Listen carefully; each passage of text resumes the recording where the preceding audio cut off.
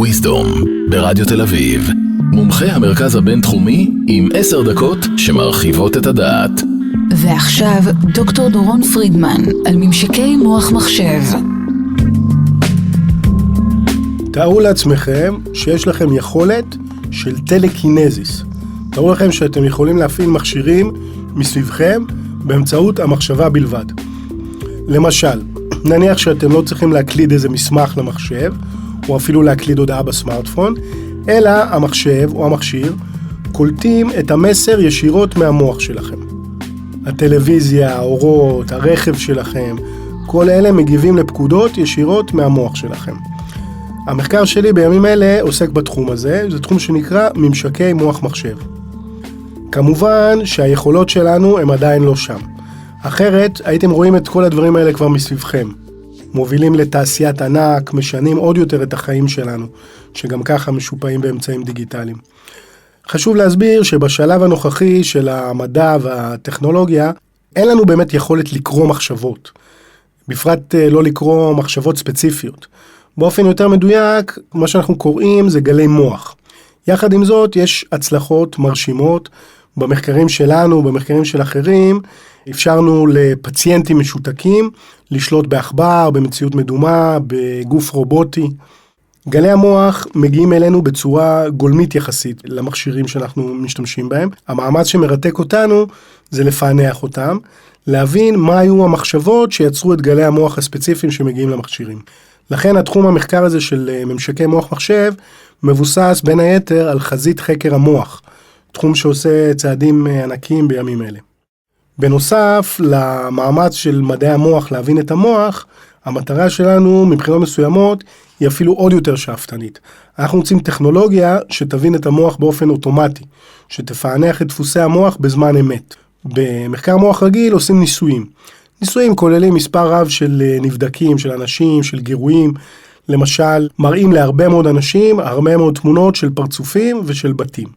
מתוך התגובה הממוצעת, אכן התגלו באזורי מוח מאוד מאוד מסוימים, אזורים שבהם מתבצע זיהוי פנים, ואזורים אחרים ספציפיים, שבעזרתם אנחנו במרכאות רואים בתים. במחקר מוח רגיל, יש לנו את הלוקסוס לחשב פעילות מוח ממוצעת, על פני הרבה אנשים, להציג הרבה תמונות. בממשקי מוח מחשב, המטרה היא לפתח טכנולוגיה שתזהה מחשבה ספציפית אחת, בדיוק ברגע שהיא קורית. אנחנו מאמינים היום במדע שיש התאמה בין הפעילות המנטלית שלנו, כלומר בין המחשבות שלנו לבין הפעילות המוחית שלנו. שם אין בעיה, כן? הבעיה היא במדידה.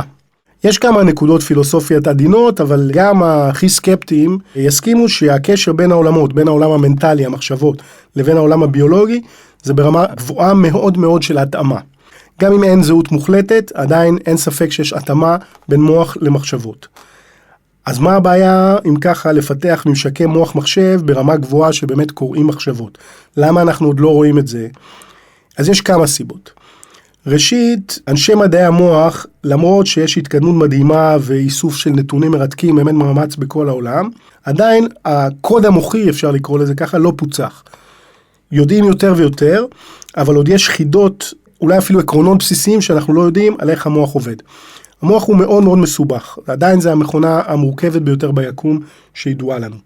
שנית, אנחנו מוגבלים בטכנולוגיות איסוף המידע שלנו, בטכנולוגיית הקלטה.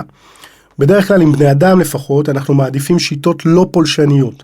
זאת אומרת, אנחנו מעדיפים להימנע מלהשתיל לכם למשל אלקטרודות עמוק בתוך המוח או בתוך הגולגולת. למרות שגם את זה עושים במחקרים רפואיים, במקרים מסוימים. והמוח הוא מערכת מאוד מאוד מורכבת. היא כוללת בערך 100 מיליארד תאי עצב, ואחד עם 15 אפסים של קישורים בין התאי עצב האלה. אז למרות שמדובר באיבר קטן וצנוע, הוא עדיין הרבה יותר מורכב, למשל מרשת האינטרנט, זה עדיין רמת מורכבות מאוד גבוהה. הטכנולוגיה שמאפשרת להקליט את פעילות המוח, היא הרבה פחות מדויקת מכמות המידע שיש במוח. למשל, עושים הרבה שימוש ב-EEG, זה אלקטרודות שאנחנו שמים על השיער או על הגולגולת, שם משתמשים בכמה עשרות אלקטרודות לכל היותר, ההקלטה היא חשמלית, היא נעשית מחוץ לגולגולת, האותות מאוד רועשים, אז לכן המגבלה שלנו להבין בדיוק את העולם המנטלי שלכם. במחקר, למשל, אפילו שלנו, אנחנו עושים שימוש בממשקי מוח מחשב, גם במכשירים יותר מדויקים, למשל ב-FMRI, מכשיר יקר מאוד, הרבה יותר מדויק. אנחנו מפתחים, אחד הקבוצות המעטות שמפתחות ממשק מוח מחשב שמבוסס על FMRI, בשיתוף פעולה עם קבוצת מחקר של פרופסור רפאל מלאך ממכון ויצמן. אבל גם שם, אז מדובר בסדר גודל של נגיד עשרות אלפי מספרים פעם בשנייה. זה עדיין נותן לנו הצצה מאוד מוגבלת לפעילות של מוח. כמות המידע שיש במוח היא הרבה יותר גדולה.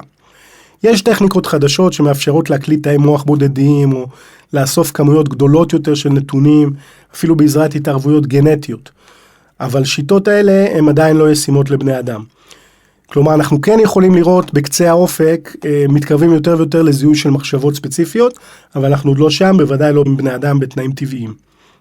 למרות שהיה חשוב לי להסביר את האתגרים ואת המגבלות, אז התחום הזה מתקדם במהירות. אנחנו נמצאים בתקופה של התקדמות טכנולוגית מואצת. טכנולוגיות המוח גם אין צפויות להתקדם, ככל שאנחנו רואים עכשיו. כבר עכשיו ניתן לרכוש מגוון של מכשירים, בעלות של מאות דולרים בודדים, אפילו פחות. כל אחד יכול ללבוש את זה על המצח או על הראש, להקליט פעילות מוחית. המכשירים האלה הם שנויים במחלוקת מבחינת הערך המדעי שלהם. בדיקות שאנחנו עושים עם המכשירים הזולים, מסתבר שהם קולטים יותר פעילות שרירים, מצמוצים, מאשר פעילות מוחית אמיתית. ליישומים מסוימים זה גם מעניין, וייתכן שהמכשירים האלה יהיו יותר ויותר פופולרית, אולי נראה הרבה מהם למשל למשחקי מחשב. ויכול להיות שבצד זה אנחנו נראה חדירה יותר ויותר גדולה של מכשירים שבאמת יוכלו להקליט פעילות מוחית בזול ואצל כל אחד בבית. קשה מאוד לנבא את העתיד, אבל אפשר בהחלט להעלות תרחיש סביר, שבהתחלה ההתקדמות תהיה באמת בתחום הרפואה, סיוע למשותקים, לחולי ALS, למשל. עבור חולים כאלה, טכנולוגיות מוח זה שינוי דרמטי בחיים שאי אפשר לתאר. יש אפילו אנשים לוקט אין או אנשים בקומה, שבנסיבות מסוימות אפשר לנסות לתקשר איתם. זה תחומים שעובדים עליהם בכל העולם, וצפויה שם התפתחות. ביחד עם ההתקדמות הרפואית, גם היישומים הצבאיים זוכים לתשומת לב. סתם תתארו לעצמכם, במקום לשלוח איזה מזל"ט או רובוט מרגל לאיראן או נגד החיזבאללה, אז תתארו לעצמכם שארגוני ביון יוכלו לשלוח איזה חולדות או ג'וקים, שהמוח שלהם נשלט על ידי טכנולוגיה, והם ילכו ויבצעו משימות איסוף מידע בשבילנו. ובשלב כלשהו ההנחה היא, לפחות כמו שהדברים נראים כרגע, שגם חברות ההייטק הגדולות עשויות לאמץ את התחום בגדול.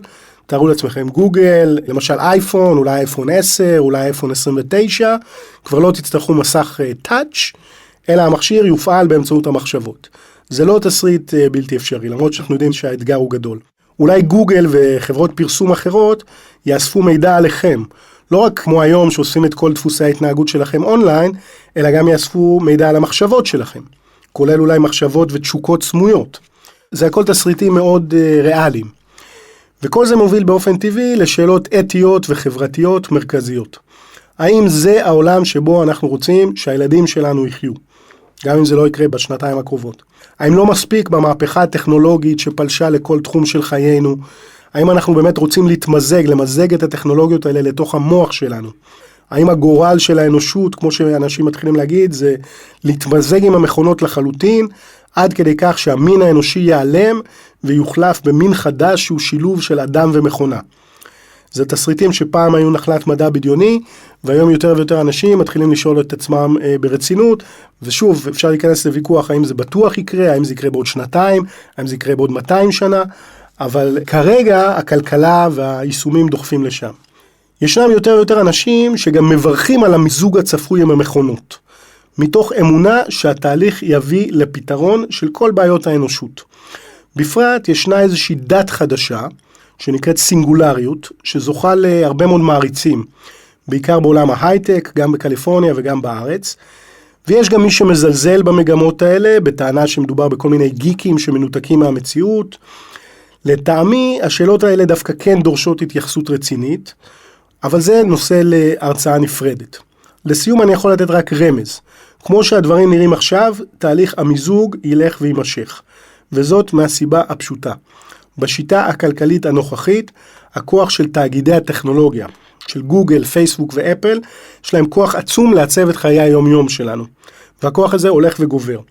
ואם הטכנולוגיות של התמזגות אדם ומכונה יביאו תשואה גבוהה יותר לבעלי המניות של החברות הללו, אז הם ימצאו סיבה לגרום לנו לקנות את הטכנולוגיות האלה, ואין סיבה שהדברים האלה לא ילכו ויתפסו פופולריות הולכת וגוברת.